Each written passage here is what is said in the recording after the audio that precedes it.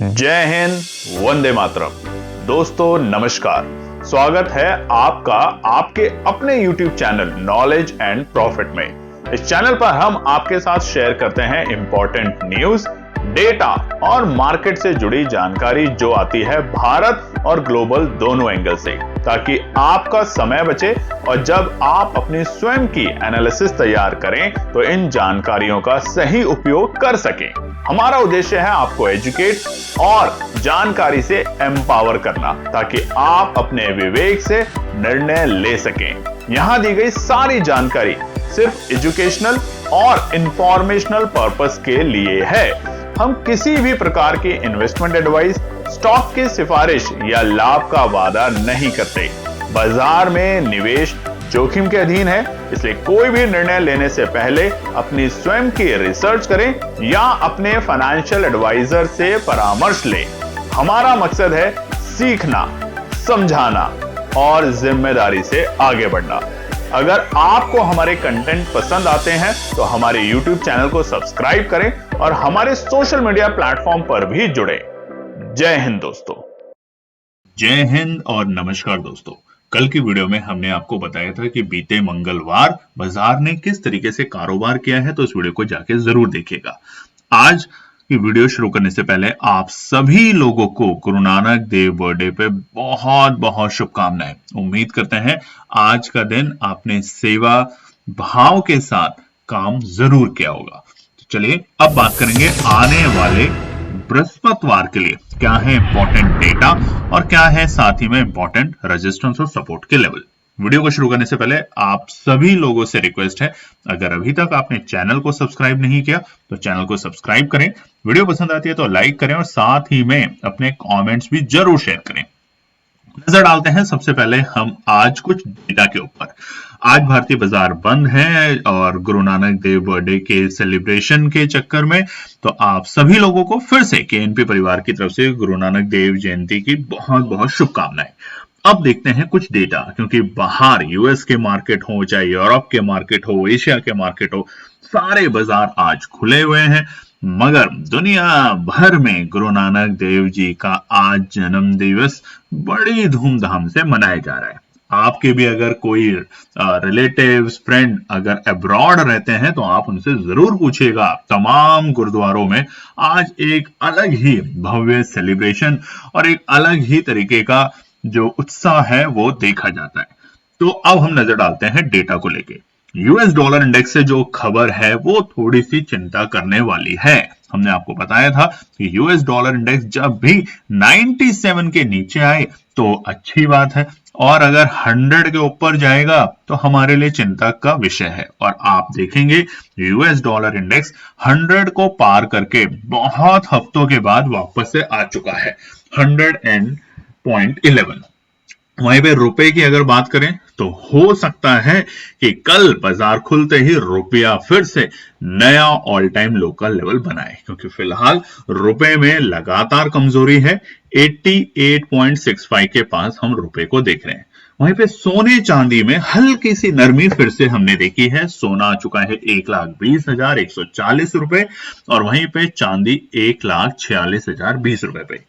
Crude oil में और Brent में यानी कि कच्चे तेल में हमने हल्की सी वापस से तेजी देखी है। बहुत हल्की सी तेजी है, इसको बहुत बड़ी तेजी हम नहीं कह सकते।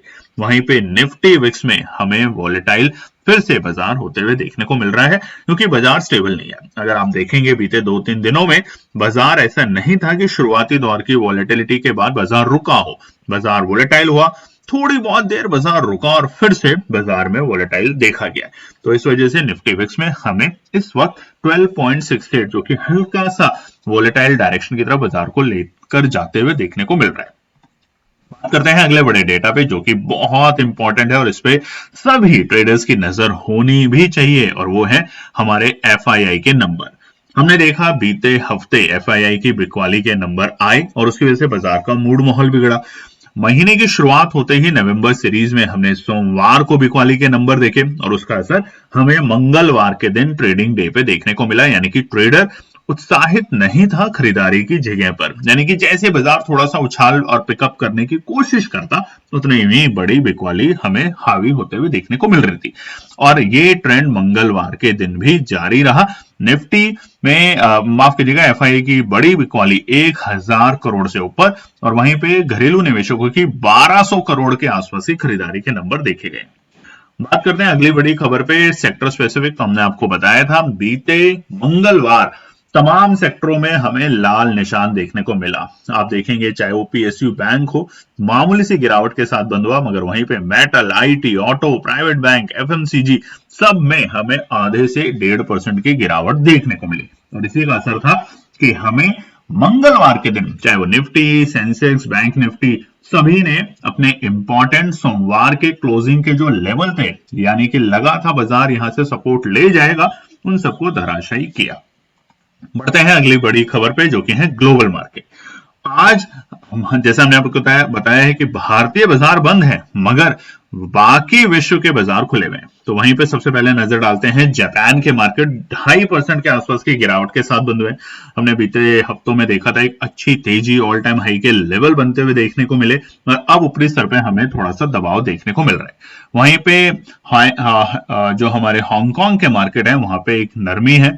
यूके के मार्केट अभी बहुत ही मामूली सी गिरावट के साथ काम कर रहे हैं। केवल चाइना के मार्केट एक हल्की सी तेजी के साथ आज कारोबार करते हुए देखने को मिले। और वहीं पर बड़ी खबर आई थी कल अमेरिका की तरफ से। अमेरिका में चाहे डॉ जोन्स हो, चाहे नैस्डैक हो, सब में बड़ी पिटाई होते हुए देखने को मिली, और खास तौर से आईटी सेक्टर नैस्डैक में 2% की गिरावट हुई। अभी क्या है कारण, इसको जानेंगे आगे के पार्ट में, मगर फिलहाल के लिए जिस पर आप सभी लोग नजर रखते हैं वो है गिफ्ट निफ्टी। तो गिफ्ट निफ्टी बिल्कुल फ्लैट है। शाम तक क्या होगा इसका हम आपके साथ टेलीग्राम चैनल पे जरूर कोशिश करेंगे शेयर करने के लिए, मगर डॉ फ्यूचर्स की अगर बात करें तो 124 पॉइंट तेजी में जरूर दिखा रहा है, मगर अभी फिलहाल इस पर विश्वास करना गलत होगा। चलिए बात करते हैं खबर को लेके। ग्लोबल खबर क्या है, एआई का बुलबुला फूट गया, ये सवाल आया है हमारा बीते मंगलवार को। कुछ ही घंटों में आप देखेंगे एआई का बबल जो फूटा, ऐसी खबरें जैसे ही पैनिक आई बाजार में, अमेरिका के बाजारों में और एशिया के और विश्व के बाजारों में, तकरीबन 4.2 लाख करोड़ ये डूब गए, यानी कि निवेशकों के पैसे डूबे। इसका मतलब होता है कि लोगों ने अगर स्टॉक्स के जो भाव थे उसमें बड़ा क्रैश होते हुए देखने को मिला, इस पर्टिकुलर सेक्टर में क्रैश होते हुए देखने को मिला, और साथ ही में इसके एफएनओज में भी बड़ा उथल पुथल होते हुए देखने को मिला। एशियाई शेयर बाजारों में बुधवार को भूचाल देखने को मिला, खासकर उन कंपनियों में जो एआई से जुड़े। आर्टिफिशियल इंटेलिजेंस आज की तारीख में हमारे सभी के जीवन में बहुत तेजी से एंट्री कर रही है। और आपने देखा जापान की एक दिग्गज टेक कंपनी है सॉफ्ट बैंक के शेयर 14% टूट गए, और इसीलिए जापान के मार्केट में आज हमें एक बड़ी गिरावट देखने को मिल रही है, जिसका असर $32 अरब का मार्केट कैप उड़ गया। कंपनी को लगातार दूसरे दिन झटका लगा, और 2 दिन में कुल $50 अरब, यानी कि 2 ही दिन में एक कंपनी, सोच के देखिए, जो एआई पे काम करती है, उसके 4.2 लाख करोड़ रुपए इंडियन रुपीस की अगर बात करें तो इतने स्वाहा हो चुके हैं। तो निवेशकों को अब डर सताता है कि क्या एआई स्टॉक भी, याद कीजिएगा आज से कुछ सालों पहले अगर आप लोग 2000 की बात करेंगे, 2008 की बात करेंगे, जब .com का ट्रेंड चला था, हर जगह .com वेबसाइट आज की तारीख में बहुत कॉमन हो चुका है, हमारे एक जमाने में बहुत बड़ी बात थी। जैसे आज एआई है, उसमें इतना बड़ा बबल ब्लास्ट हुआ था कि रातों रात कंपनियां बर्बाद हो गई थी। तो क्या ऐसा ही अब एआई में होने वाला है? आप भी कमेंट सेक्शन में जरूर लिखिएगा। आप देखेंगे इसी का असर हमें कल अमेरिका के बाजारों पर भी देखने को मिला। नैस्डैक 2% की गिरावट के साथ बंद हुए, उसी के साथ एसएनपी हो, चाहे डॉ जोन्स इंडस्ट्रियल एवरेज हो, सब में हमें गिरावट देखने को मिली। अब सबसे बड़ी खबर है कि भारत पे इसका असर क्या होगा। देखिए, विश्व के ऊपर तो दिख ही रहा है, मगर भारत पे जब कल बाजार खुलेंगे तो क्या असर हो सकता है, उसको जानते हैं सरल भाषा में। अब देखिए, यहाँ पे 5 बातें हमने निकाली हैं, जिसमें से पहला है ग्लोबल सेंटिमेंट पर असर पड़ेगा। सॉफ्ट बैंक है, जो हमने आपको बताया जापान की बहुत बड़ी कंपनी है, उसके बाद ARM है, नेविडा है, प्लांटर है, जैसी कंपनी ग्लोबल एआई रैली की लीडर है। ये दुनिया के जितने भी एआई हमारी एप्लीकेशंस हैं, टूल्स हैं, उसमें यूज होती है। इसका गिरना मतलब है कि दुनिया भर के निवेशकों में एआई सेक्टर को लेकर भरोसा थोड़ा कमजोर हो रहा है। भारतीय टेक और चिप से जुड़ी कंपनियों पे भी इसका असर दिख सकता है, खासकर उन शेयर पे जो सिर्फ एआई थीम पर चढ़े हैं। यानी कि हमारे बहुत सारे ऐसे शेयर्स हैं जो सिर्फ आर्टिफिशियल थीम को लेके चढ़े हैं बीते कुछ सालों में, महीनों में, उस पर आपको कल के दिन असर देखने को मिलेगा। और अगर इसके ऊपर असर होता है तो डेफिनेटली हमारा आईटी सेक्टर कमजोर होगा। अगर आईटी सेक्टर कमजोर होता है तो हमारा ऑटो सेक्टर पे भी थोड़ा असर पड़ेगा, और उसी के साथ साथ हमारा सीधा असर पड़ेगा निफ्टी इंडेक्स के ऊपर। और अगर सेक्टर ज्यादा कमजोर होते हैं तो बैंक के ऊपर असर पड़ेगा। क्यों? क्योंकि एआई के लिए जो फंडिंग्स हैं वो बैंक से ली गई हैं, और अगर एआई का सेक्टर किसी भी तरीके से ऐसी न्यूज को लेकर पैनिक में आता है तो बैंकों के ऊपर भी असर पड़ेगा, क्योंकि बैंक से ही तो लोन लेके इस तरीके के बड़े इंडस्ट्रियां चल रही हैं। दूसरा है टेक और स्टार्टअप वैल्यूएशन पर झटका। जितने भी नए स्टार्टअप हैं जो हाल ही में हमने देखे हैं, बहुत सारे नए नए स्टार्टअप आ रहे हैं। कुछ लोगों ने हमसे क्वेश्चंस पूछे थे हमारे व्हाट्सएप नंबर पे कि ग्रो का आईपीओ आ रहा है, लेंसकार्ट का आईपीओ आ रहा है, क्या करें? हमारा एक ही जवाब है, ऐसे आईपीओ के लिए सतर्क रहना ही समझदारी है। थोड़ा अवॉइड करने की कोशिश अगर आप कर सकते हैं तो करें, मगर अगर आपकी एनालिसिस आपको अलाउड कर रही है तो जरूर करें। मगर हम फिलहाल के लिए ऐसी कंपनियों को अवॉइड करने की कोशिश कर रहे हैं। तो सॉफ्टबैंक भारत में भी कई स्टार्टअप में बड़ा निवेश है। जैसे अब देखिए, सॉफ्टबैंक हमने बताया कि विश्व की सबसे बड़ी कंपनियां जो हैं उनमें से है एआई को लेके, तो उसका भी डेफिनेटली भारत के बहुत सारे स्टार्टअप में निवेश है, जैसे पेटीएम, ओयो, स्विगी, मीसो, ओला इलेक्ट्रिक आदि।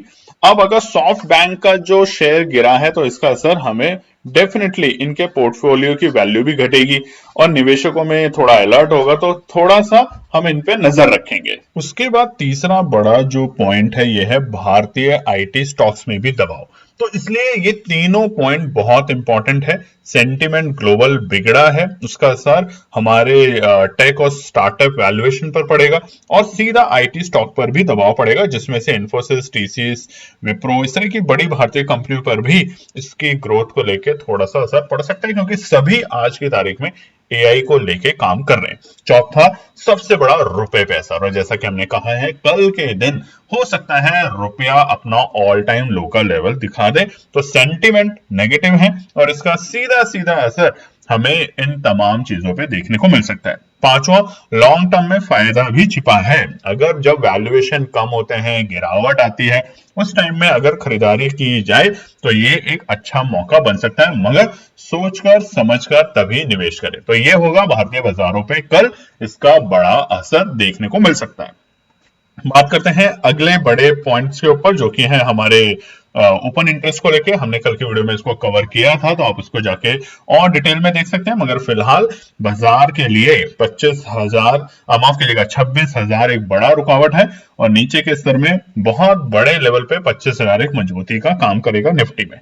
वहीं पर अगर बात करें तो बैंक निफ्टी में 58,000 को ब्रेक करके और उसके नीचे की क्लोजिंग देके फिर से बैंक निफ्टी में थोड़ा सा हमें स्ट्रक्चर हल्का सा वीक लग रहा है। जितना उतना वीक नहीं है जितना निफ्टी और सेंसेक्स में है, मगर हाँ बैंक निफ्टी थोड़ा सा कमजोरी की डायरेक्शन ले सकता है। अगर कल के दिन थोड़ा सा हमें निफ्टी आईटी पे अगर बड़ा प्रभाव देखने को मिलता है और उसका असर बैंकिंग क्षेत्र से आता है तो यहां पर गिरावट बढ़ सकती है।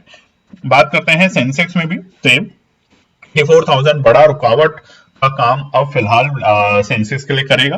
अगर कल इसका असर भारतीय बाजारों पे नहीं कुछ आता है या कोई न्यूज आती है जिसको लेके शाम तक की एआई को लेके जो भी चीजें चली हैं विश्व के अंदर वो पैनिक थी, तो कोई बात नहीं है। मगर अगर ये कंटिन्यू रहता है तो उसका असर डेफिनेटली हमें आने वाले दिनों में भारतीय बाजारों पे और नेगेटिव दिख सकता है।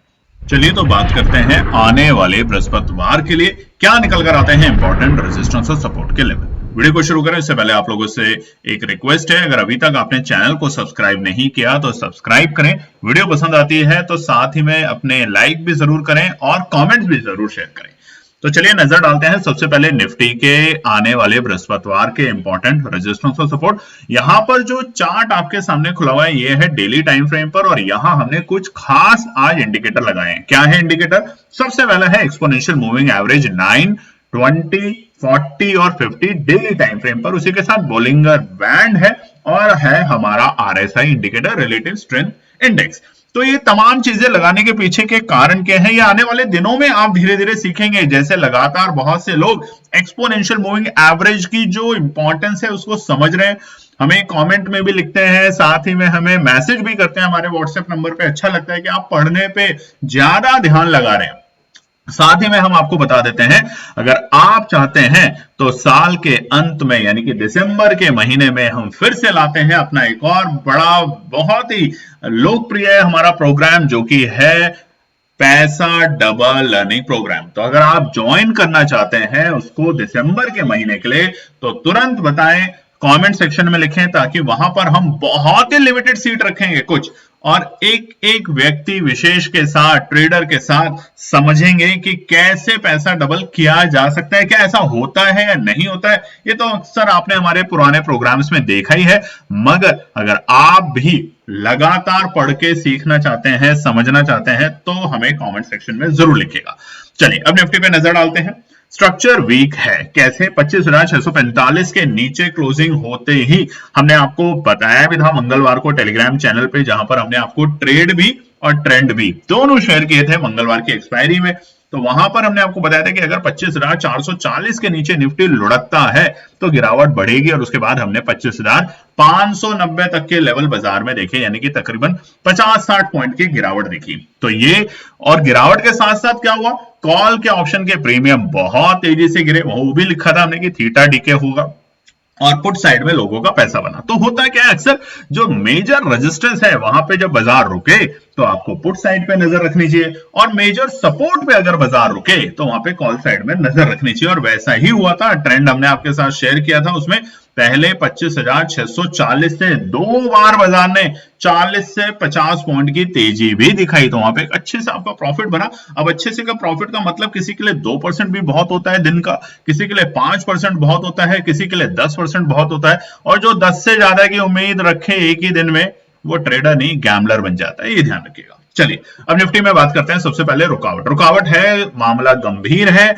एक्सपोनेंशियल 9 के नीचे डेली टाइम फ्रेम पर हम क्लोजिंग देकर गए हैं। हालांकि एक्सपोनेंशियल 20 और हमारे जो 40 है उसके बेहद करीब हम जाकर बंद हुए, मगर अब जो एआई की खबर आई है, जो हमने आपको अभी बताया, पूरे विश्व के अंदर थोड़ी सी इस वक्त सनसनी है, चाहे वो एशियन मार्केट हो, चाहे वो हमारे अमेरिका के बाजार हो। अब अमेरिका के बाजार के फ्यूचर्स हल्की सी तेजी के साथ दिखा रहे हैं, मगर क्लोजिंग क्या होगी वो हम आपको टेलीग्राम चैनल पे जरूर शेयर करेंगे। मगर अभी के लिए सतर्क रहें, क्योंकि एफआईआई भी नेगेटिव है, उधर यूएस हमारा जो इंडेक्स है यूएस का वो भी नेगेटिव है, रुपया कल कमजोर हो सकता है। तो अगर ऐसी परिस्थितियां बनी तो निफ्टी को क्या ले डूबेगा? निफ्टी आईटी, और आईटी अगर डूबना शुरू हुआ तो उसका असर बैंक पे पड़ेगा। इसलिए ओवरऑल स्ट्रक्चर थोड़ा सा वीक है, तो कल के दिन हो सके अवॉइड करें।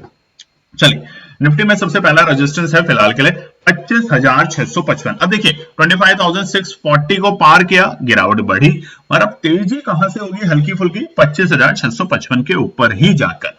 उससे पहले हल्की फुल्की गिरावट ही रहेगी। तो 25,000, इनफैक्ट अगर हम बताएं तो 25,645 से लेके 25,665, ये 20 पॉइंट की एक रेंज है रुकावट की पहली।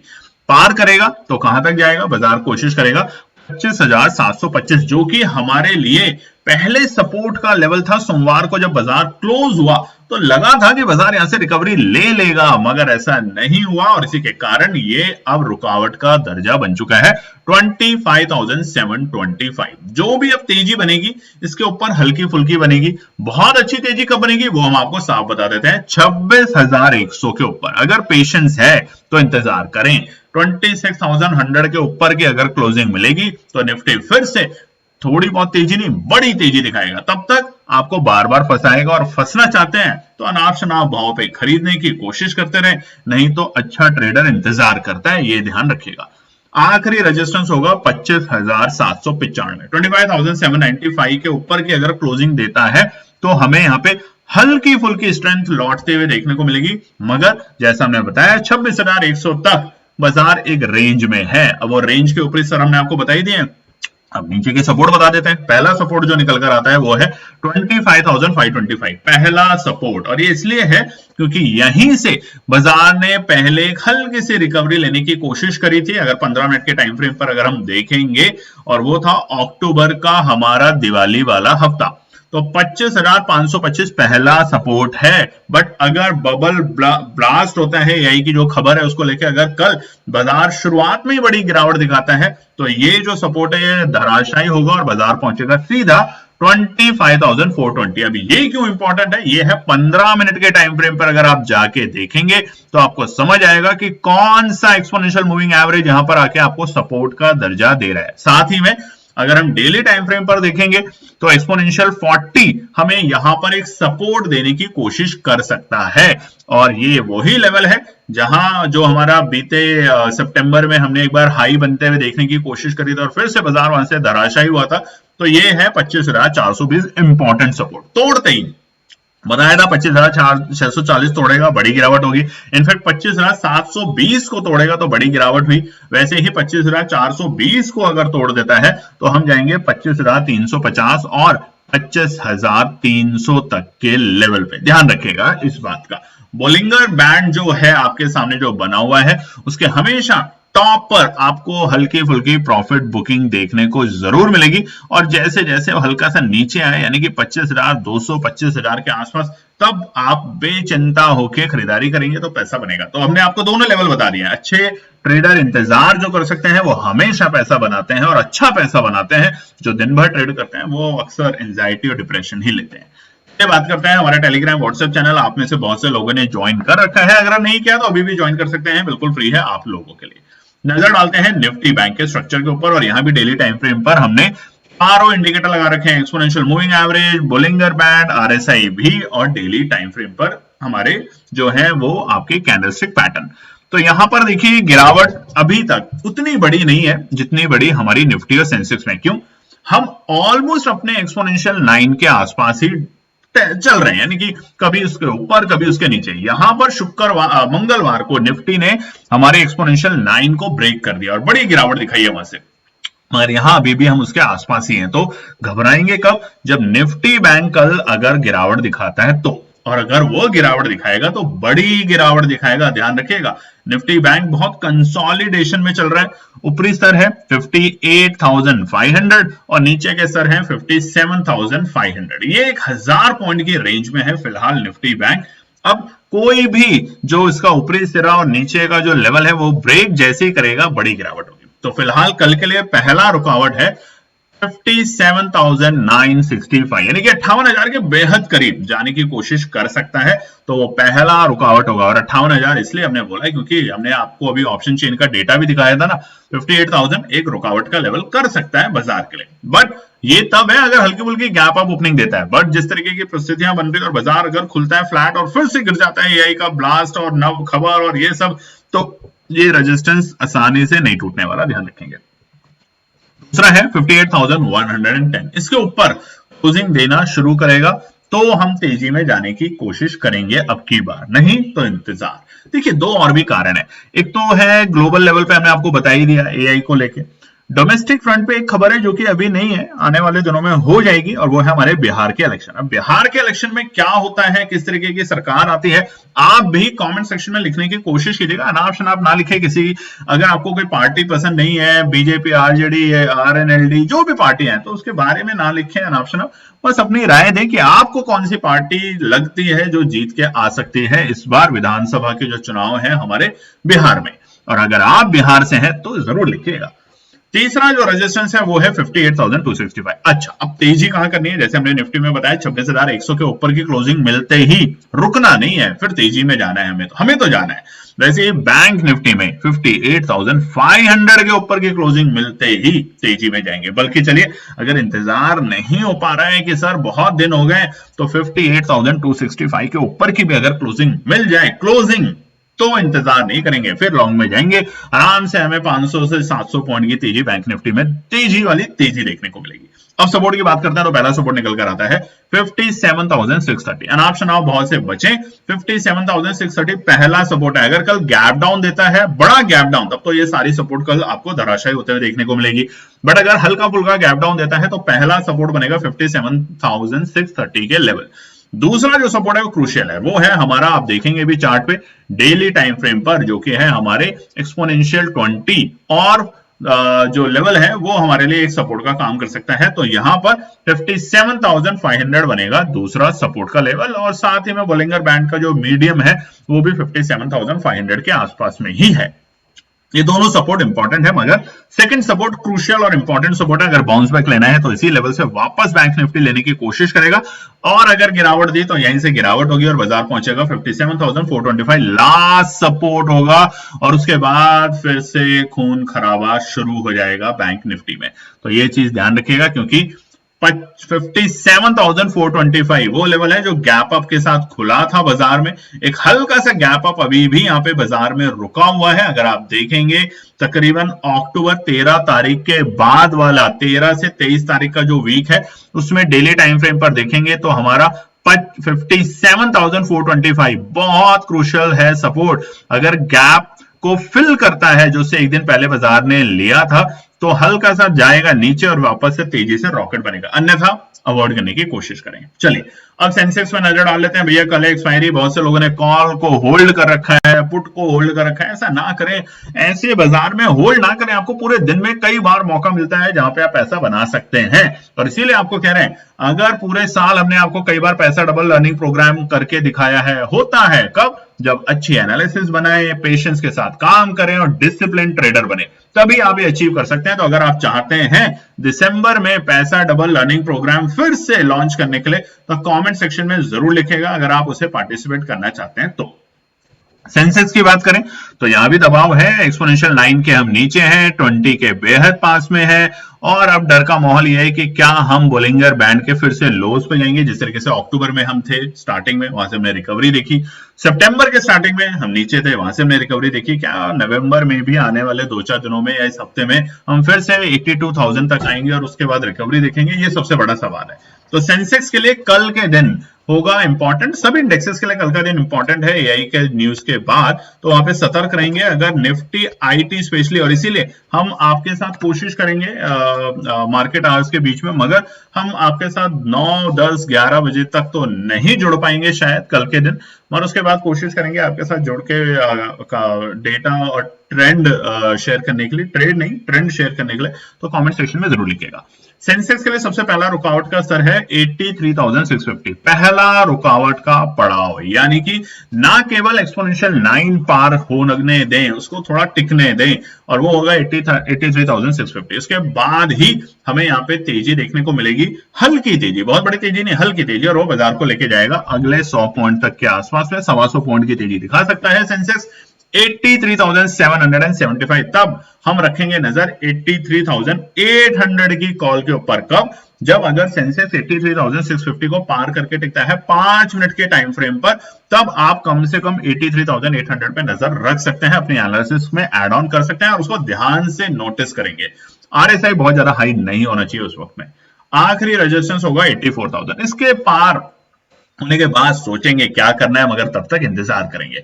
मगर अब सबसे बड़ी बात है कि कौन से लेवल पे सेंसेक्स में बड़ी तेजी करेंगे। जिस तरीके से हमने निफ्टी बताया 26,100, बैंक निफ्टी बताया आपको, ऐसे ही सेंसेक्स में हम तेजी करेंगे 85,000 के ऊपर। 85,000 के ऊपर की क्लोजिंग मिलती है, जहां अभी हम है वहां से ऑलमोस्ट आप समझ लीजिए 1,500 पॉइंट, और सेंसेक्स हो, निफ्टी हो, बैंक निफ्टी हो, 1,500 पॉइंट कुछ नहीं होता, एक दिन ही बहुत होता है अगर खबर बहुत पॉजिटिव हो तो। और हमने आपको बता दिया ग्लोबल फ्रंट पे जो न्यूज है, डेटा है, थोड़ा सा नेगेटिव है, मगर भारतीय बाजारों की तरफ से जो खबर आएगी वो इस आने वाले दिनों में है, बिहार के इलेक्शंस को लेके, उसका असर साफ साफ हमें भारतीय बाजारों पे देखने को मिलेगा। पहला सपोर्ट जो निकल कर आता है वो है 83,320 के आसपास में, इमीडिएट सपोर्ट। अगर रुकना है तो यहां से रुकेगा, नहीं रुकना, इस लेवल को ब्रीच करना है तो गिरावट बढ़ेगी और बाजार सीधा पहुंचेगा 83,165 के आसपास में। क्यों है 83,165 इंपॉर्टेंट सपोर्ट? क्योंकि अगर आप डेली टाइम फ्रेम पर देखेंगे तो हमारे सितंबर 19 को यहीं से बाजार ने रिकवरी ली थी, और जो है 83,165, और टॉप भी बाजार ने यहीं बनाया था। तो यहाँ बॉटम जो टॉप बना था वो बाजार के लिए सपोर्ट का काम कर सकता है, तो ध्यान रखेंगे यहां पर 83,165। अगर इसे ब्रेक कर देता है, 300-400 पॉइंट नीचे खुलता है, तो हल्की फुल्की शॉर्ट कवरिंग दे, ठीक है, आप अपनी एनालिसिस बनाए, अलाउड करते हैं, ठीक है, नहीं तो अच्छा सपोर्ट अब एक ही है लास्ट 82,000 920 83,000 नहीं है बिल्कुल भी, अच्छा सपोर्ट हमारी नजरों से तो नहीं है, हमारी एनालिसिस के बेसिस पे फिलहाल तो नहीं है, बट 82,920 बनेगा परफेक्ट लेवल ऑफ एंट्री। यानी कि हम बोलिंगर बैंड के जितना नीचे की तरफ आएंगे उतना पेशेंस जितना रख सकते हैं, उतनी अच्छी तेजी मिलके उतना अच्छा फायदा और प्रॉफिट बनेगा। आप देखिए ना चार्ट आपके सामने, अगस्त देखिए, सितंबर देखिए, अक्टूबर देखिए, तो नवंबर में भी थोड़ा सा इंतजार कर लेते हैं, क्या जल्दी है हमें, ताकि दिसंबर में एक अच्छी सेलिब्रेशन अच्छी पार्टी करेंगे। अगर इंतजार करेंगे तो नहीं, तो ऊपरी स्तर पे 85,000 को पार होने दें, उसके बाद तेजी करेंगे। बोलिंगर बैंड का जो लोअर लोज है वो धीरे धीरे ऊपर आएगा। ये तमाम चीजें आप भी पढ़े जाने समझे आसान शब्दों में। एक्सपोनेंशियल मूविंग एवरेज का हमारा प्रोग्राम चल रहा है और वहां पर हम बहुत कोशिश कर रहे हैं कि आसान भाषा में लोगों को समझा सकें कि पढ़ेंगे तभी आगे बढ़ेंगे। फिर मिलते हैं एक और नई वीडियो के साथ, तब तक अपना ध्यान रखें और गुरु नानक देव बर्थडे की आपको और आपके परिवार को बहुत बहुत शुभकामनाएं। जय हिंद दोस्तों। तो दोस्तों आज के लिए बस इतना ही। उम्मीद है कि यह विश्लेषण आपको मार्केट को समझने और बेहतर रणनीति बनाने में मदद करेगा। अगर ये वीडियो आपको पसंद आया हो तो इसे लाइक करें, शेयर करें और चैनल को सब्सक्राइब करें ताकि आपको हमारे सभी अपडेट समय पर मिलते रहें। मार्केट से जुड़े रियल टाइम डेटा और न्यूज अपडेट के लिए हमें टेलीग्राम और व्हाट्सएप पर ज्वाइन करें, लिंक आपको डिस्क्रिप्शन में मिल जाएगा। याद रखें, सीखना सबसे बड़ा इन्वेस्टमेंट है। ट्रेडिंग से पहले सही एनालिसिस करें, ज्ञान के साथ मुनाफा कमाएं। फिर मिलेंगे अगले वीडियो में, तब तक के लिए जय हिंद।